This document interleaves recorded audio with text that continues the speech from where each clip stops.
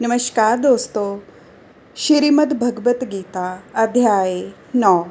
श्री कृष्ण जी बोले, हे अर्जुन, तुम में ईर्ष्या नहीं है, इसीलिए ये अति गुप्त शास्त्रीय ज्ञान और अनुभव तुमसे कहता हूँ। इसे जानकर तुम्हारा अशुभ नहीं होगा। यह ज्ञान सब विद्याओं में श्रेष्ठ तथा सब गोपनीयों में गुप्त एवं परम पवित्र, उत्तम प्रत्यक्ष फल वाला और धर्मयुक्त है। साधन करने में बड़ा सुगम और नष्ट नहीं होता। हे परतपः, इस धर्म पर जो श्रद्धा नहीं रखते वे मुझे नहीं पाते और इस मृत्यु युक्त संसार के बार बार लौटते हैं। मैं अव्यक्त हूँ और मैंने ही ये सब जगत प्रकट किए हैं। सब प्राणी मुझ में स्थिर हैं, किंतु मैं उनमें नहीं हूँ। मुझ में सब भूत भी नहीं हैं। मेरा यह ईश्वरीय कर्म देखो। मेरी ही आत्मा सब भूतों का पालन करती हुई भी नियत नहीं है। जिस प्रकार स्वत्र बहने वाली महान वायु समस्त आकाश में व्याप्त है, उसी प्रकार स्वत्र भूत मुझ में है, ऐसा समझो। हे कौन्तेय, सभी जीव कल्प के अंत में मेरी प्रकृति में आ मिले हैं और कल्प के प्रारंभ में उनको फिर उत्पन्न करता हूँ। अपनी प्रकृति का आश्रय लेकर उसके गुण व स्वभाव वाले समस्त भूतपूर्व को मैं बार बार उत्पन्न करता हूँ। हे धनंजय, मेरे ये कर्म मुझे नहीं बांधते, क्योंकि मैं उदासीन की तरह इनमें आसक्त नहीं हूँ और स्थिर हूँ। मैं अध्यक्ष होकर प्रकृति द्वारा चराचर जगत को उत्पन्न करता हूँ।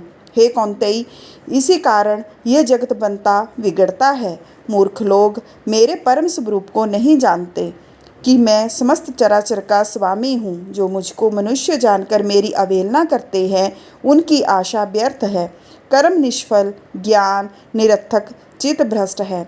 वे उस आसुरी शक्ति के वश में हैं जो मोह को उत्पन्न करती है। हे पार्थ, विवेकी जन जो दैवी प्रकृति में स्थित है, वे मुझे संसार का आदि अविनाशी जानकर अन्य मन से भजते हैं। वे दृढ़ व्रती सदा मेरा कीर्तन करते और भक्ति में उपासना करते हैं। कोई एकत्व से, कोई पृथकत्व से और कोई मुझे अनेक रूप वाला मानकर उपासना करते हैं।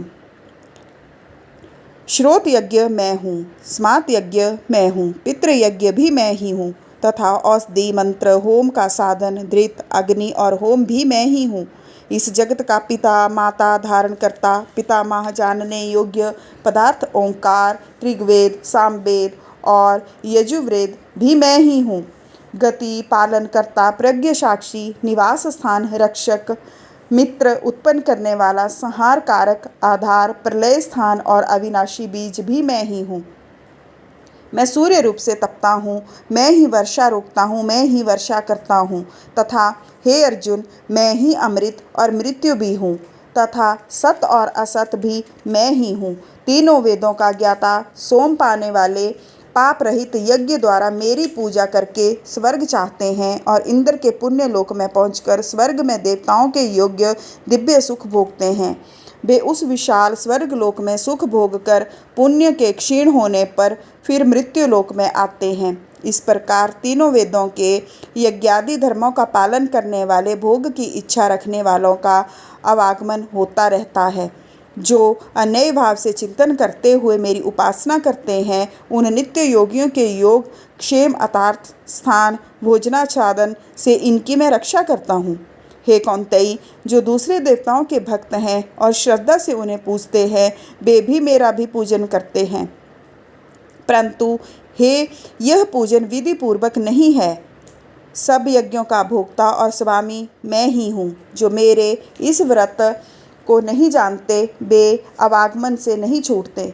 देवताओं के पूजन वाले देवलोक को प्राप्त होते हैं, पितरों के पूजक पितृलोक को पाते हैं, यज्ञ आदिकों के पुजारी यज्ञ लोक को जाते हैं और मेरा पूजन करने वाले मुझे प्राप्त होते हैं। भक्ति से पत्र, पुष्प, फल या जल जो मुझको अर्पण करता है, उस शुद्ध अनंत कारण वाले व्यक्ति के भक्ति से दिए हुए पदार्थ को मैं बड़ी प्रसन्नता से ग्रहण करता हूँ।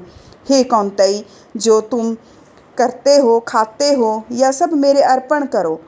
ऐसा करने से कर्म बंधन, शुभ रूप, अशुभ फलों से मुक्त हो जाओगे और संन्यास योग में युक्त होकर मुक्ति व मुझको अवश्य पाओगे। मैं समस्त भूत के समान हूँ, ना कोई मुझे अप्रिय है ना प्रिय।